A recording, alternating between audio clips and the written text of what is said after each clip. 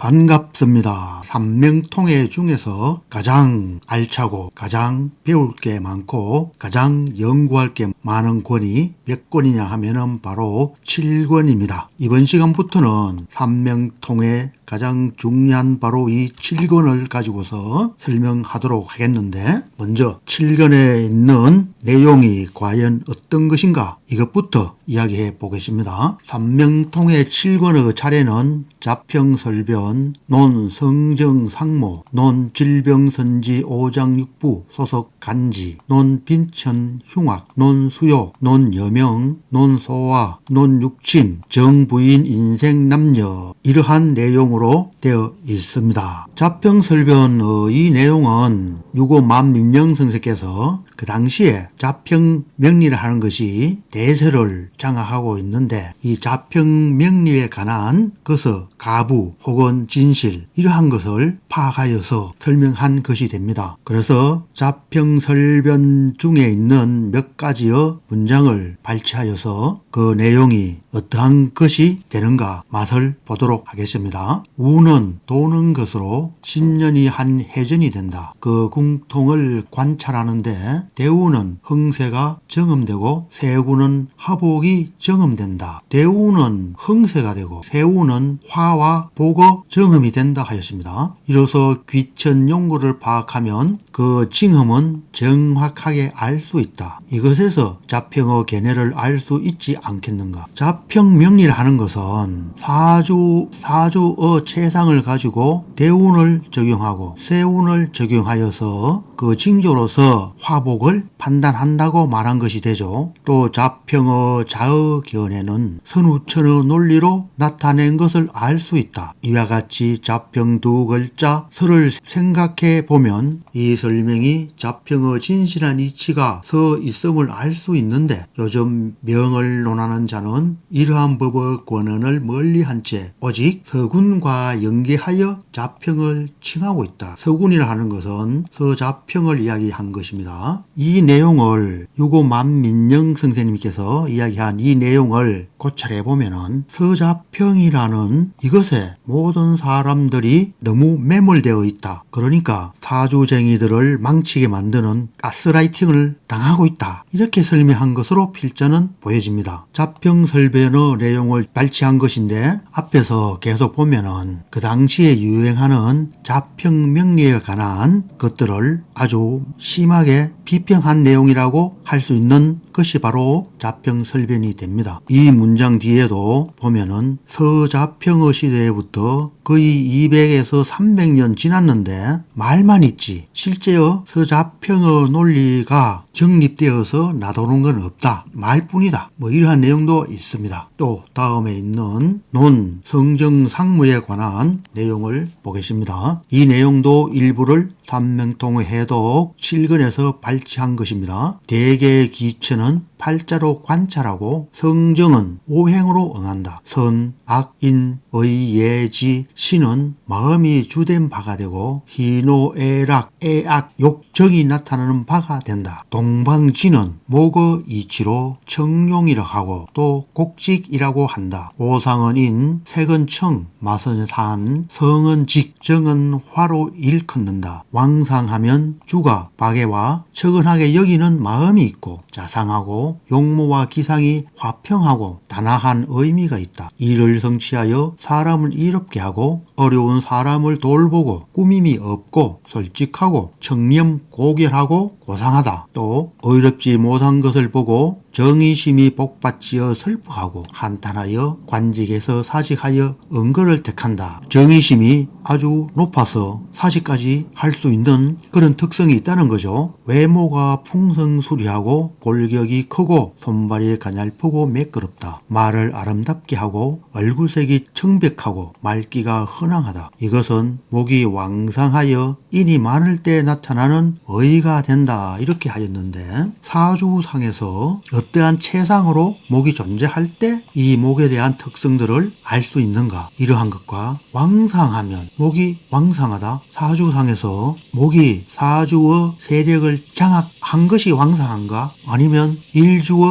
나범오행이 왕성한 것인가, 이러한 어떤 주체가 빠져 있어요. 어디를 기준으로 해서 목을 감명하면은, 목을 추리하면은 사주 주인의 성격적인 특성을 알 수 있는가, 그 기준이 애매모호합니다. 논 성정상무에서는 이러한 다소 불편한 진실도 있기는 있습니다. 그렇지만 희노애락, 이러한 목의 특성, 선악인의 예의, 이러한 것, 특성들에 관한 내용, 이러한 것들은 상당한 배울 점이 있는 가치로운 것이라고 할 수가 있겠고, 또 아마도 왕상하고 휴수, 사절 이러할 때에 나타내는 것은 일주를 기준으로 한 나범오행이 아닌가 하는 생각이 들기도 합니다. 그렇지만 사주 최상의 세력을 목이 장악했을 때 왕성한 것으로 생각할 수도 있기는 있습니다. 다음에 있는 논질병선지 5장 6부 소속 간지의 내용을 몇 가지 발췌하였습니다. 치매 받은 병은 입으로 말을 할 수 없게 된다. 간에 받은 병은 눈으로 볼 수 없게 된다. 비에 받은 병은 입으로 음식을 먹지 못한다. 폐에 받은 병은 코로 냄새를 맡지 못한다. 신에 받은 병은 귀로 듣지 못한다. 각 따르는 곳에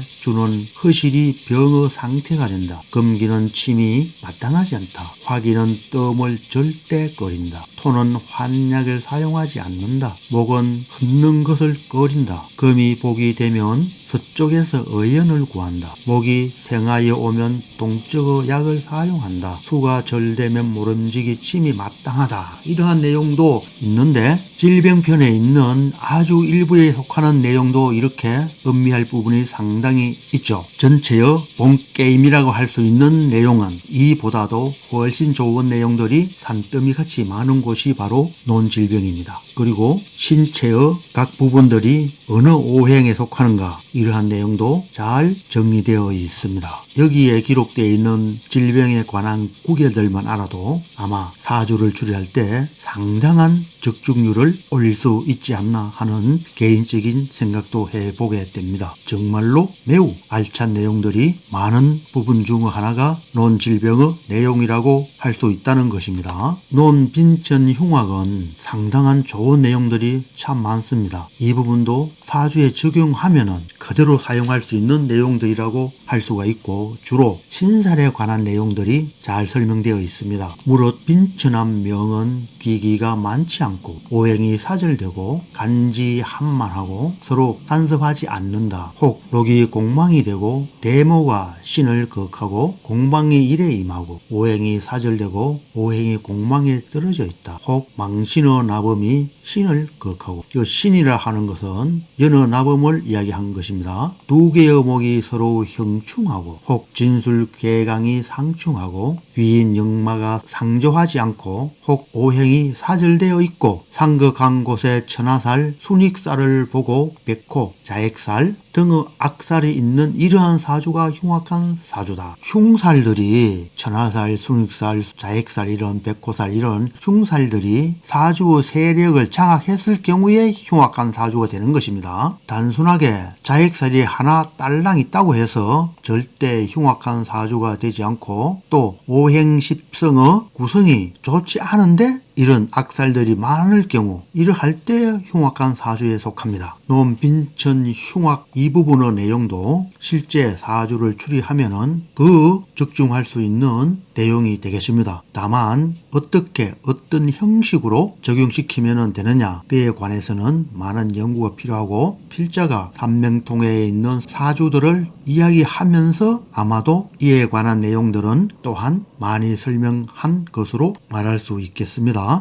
다음에 있는 내용은 논수요가 되는데, 그를 보면 또 수명성이 명랑하고, 수명성이라 하는 것은 식신과 상관을 이야기하는 것입니다. 식신과 상관은 동적이잖아요. 움직이는 것이잖아요. 행동하는 것이고, 또 관살성을 극하는 특성이 있잖아요. 그래서 식상성이 수명성이라고 할 수가 있겠습니다. 숨을 안 쉬면은 죽는 거죠. 숨을 쉬는 동적인 것이 바로 식상성이니까요. 식상성이 수명성일 수밖에 없습니다. 수명의 근원은 깊고, 계물을 만나는 것은 대체로 합당하지 않아 사랑하는 처첩이 또한 고주하여 주지 않으면 수명은 가을의 이슬이 불을 쇠약하게 하는 것과 같은 것이 된다 하였다. 식신상관성은 편인이 극하잖아요. 그래서 계모, 편인을 두고 말한 것으로 편인은 식상성에 합당하지 않다, 해롭다. 그리고 처첩이라 하는 말은 재성을 이야기하는 것이잖아요. 재성은 인성을 깨잖아요. 그래서 식상생지의 흐름을 이어가면서 재성이 편인을 극하여서 수명성을 보호하게 하는 이러한 내용을 말한 것이 처첩이 또한 고주하여 주지 않으면 수명은 가을의 이슬이 불을 쇠약하게 하는 것과 같은 것이다 라고 한 것입니다. 또 병신화가 양수를 만나면 천수를 누릴 수 없게 되는데 양수라 하는 것은 임수를 두고 한 말입니다. 임계수가 천간에 투출하면 그 사람은 반드시 사망하는 것을 의심할 필요가 없다 하였다. 사주를 보면은 을류, 임진, 병신, 계사가 되는데 병화일간에 임수와 계수가 있어요. 그리고 신진, 지지에 반합국수를 이루었죠. 그리고 나법모행도 수가 3개나 있어요. 병화일간이 비록 시지의 사화 근록을 좌했지만 사주 체상을 장악한 세력은 수가 되고 또 금이 되죠. 즉 재성이 관살성으로 흐르는 기세가 성립되었습니다. 위의 글과 같이 병신화가 양수를 만나면 천수를 누리게 없게 되는데 단순하게 병화가 임수를 만났다고 하여서 수명이 짧은 것은 아닙니다. 지지에서 임수를 강황하게 하여서 강황하게 된 임수가 병화를 극하여서 사망하게 된 사주라고 하겠습니다. 생명성인 식상성이 진토와 사화무토가 있지만 흙탕물이 되어서 물을 제대로 제어하지 못하는데 축자해여 대운에서 찐흙벌이 완전하게 흙탕물이 되었죠. 특히 천간에 식상성이 있어요. 이렇게 되어서 사망할 수밖에 없는 사주라고 하겠습니다. 요절한 명조이다. 이우가에 이르기를 수명이 길게 되는 것은 오행이 생롱하여 고강한 것이고 기가 왕하여 신을 극하면 단명하고 록과 재가 무기하면 재앙이 된다 하였다. 다음에 예시된 사주가 하나 더 있습니다.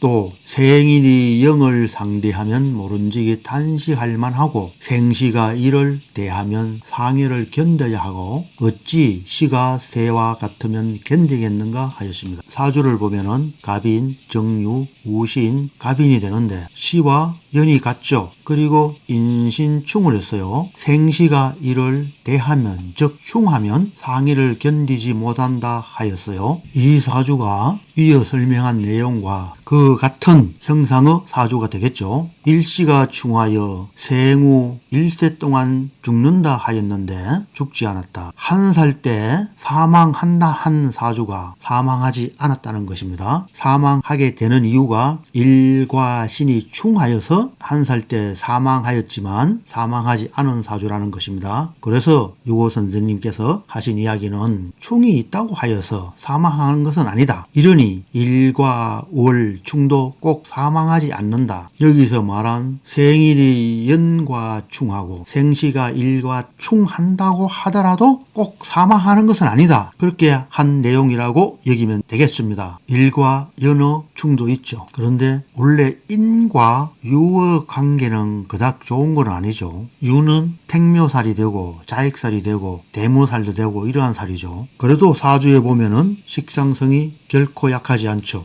그리고 화도 생지가 2개나 있어서 약하다고 할 수가 없고 그래서 이 사주는 충을 하지만 사망하지 않는 요절하지 않는 사주라고 할 수가 있겠습니다. 다음 차례에 있는 여명과 육친과 이런 남은 내용은 다음 시간에 차례대로 이야기하도록 하겠습니다. 7권 중에서도 가장 하이라이트는 바로 여명입니다. 가장 배울 게 많고 가장 연구할 게 많고 실제 사용하면은 가장 적중률이 높은 게 바로 여명 중에 있는 알찬 내용이라고 할 수가 있겠습니다.